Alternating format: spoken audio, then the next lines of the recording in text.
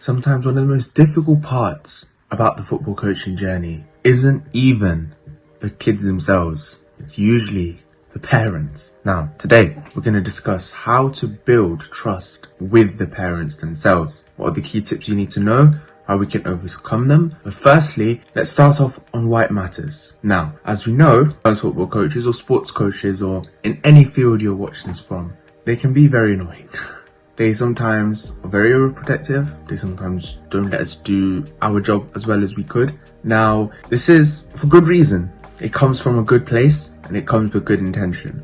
They're trusting us with their child's safety. They're trusting us with their child's safeguarding, and they trust us, with their child's education or football. So I think because of that, and often they pay us, right? Or they pay the club and, we coach them, because it's a service we are providing for their children. So as a result, it can happen quite a lot where, especially in matches, it can become the lines get quite blurry, where you'll give them one instruction in a match and parents will come back and give other instructions. It's quite common. We've seen this quite a bit. Now, we can understand these are the sorts of reasons why we feel like this as football coaches, why our job is getting interrupted. Often, a lot of the time, what the case is, their parents are living their dreams through their children. They couldn't play football.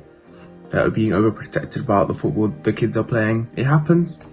Some of you might have children, you might experience the same sorts of things. So what can we do to sort of make those lines clearer? They're the parents, you're the football coach, the kids are there in the middle, and there's lines on either side. They can have their time with them, we can have their time with us, so they can, learn the best from us. We have the knowledge, we have the experience, we're trying to teach them, we know what we're doing. So how can we make those lines clearer? Because I think that's the most paramount thing to this. I think the first thing is communication as best as possible.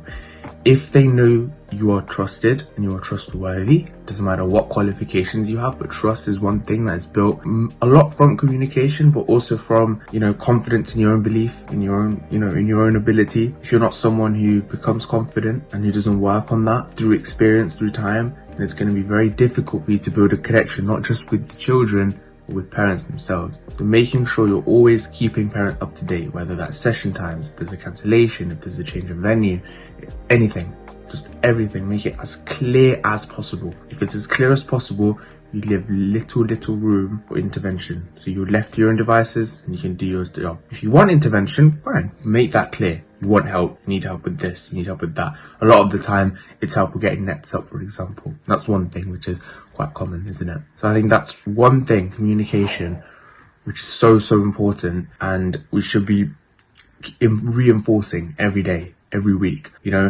For example, a good one is if parents ask for progress, checks or tracks on their children, make sure we're doing our best, even if it's just a line or two. Just keep them updated, keep them happy. Because if you keep them happy, more often than not, that'll come onto their children and we'll have better, more productive sessions where we can deliver what we need to deliver. The next thing, in order to build trust with parents, will probably have to be professionalism. Now, a lot of the time we're working in a field which is grassroots, right? We're working in a grassroots setting, and sometimes there's scope for unprofessionalism. Not saying you mean it. However, I think when we're dealing with problems and we're dealing with differing expectations, maybe we have one opinion, parent has another opinion, being professional, being calm, I think calm and professionalism go hand in hand with that, I think will help. The reason it helps is because it reflects and it transpires onto the parents as well. For example, if they're saying, oh, why is my child not picked in the squad? Just, it doesn't have to be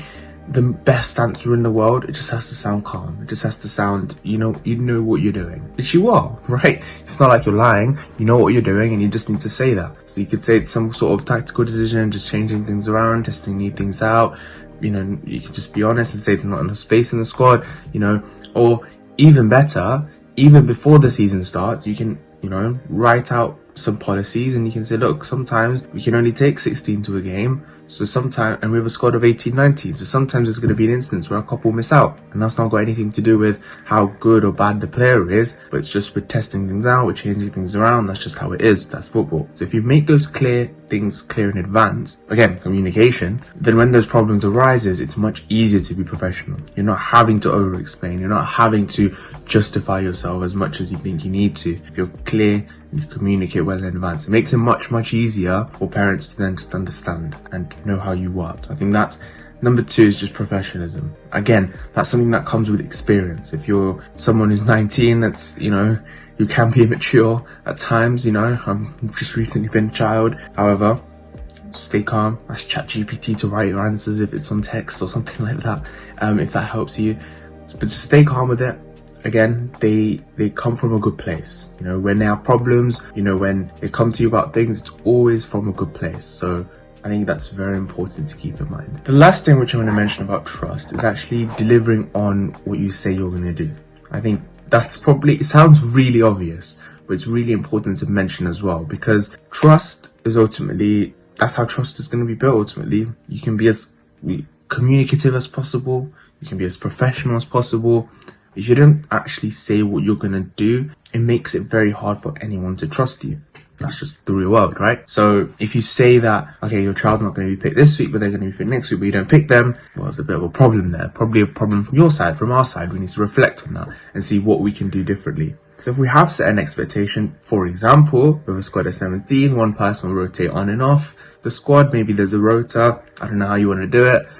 It could be anything. I'm just saying, for example, it's a rota, one player's on and off, and you don't stick to that for whatever reason. It breaks a bit of trust, not just within the parents, but within the children themselves. So I think it's so important that we're making sure to stick to what we say. And if there is a change, we're clear about that early in advance. For example, we say training will end at this time, but it ends at this time, or, it's this venue, but it's that venue. I know things change last minute, but if you genuinely could have said it earlier, say it earlier. Because that trust, that's how it's going to be built. It's just going to be on those little things, making sure, you're always keeping them updated. Sometimes they don't mind spam. Spam is better than not saying anything at all. So keeping them updated and making sure you're delivering on your promises. If you promise them there's going to be more friendlies, more matches for the kids to play, set up more friendlies. If maybe it's the opposite way around, they want a break, give them the break. All those things are going to be so important for you moving forward when, you're trying to get that trust together. Especially when you're in a new role. That's probably when it's hardest, because I've just come into a new role.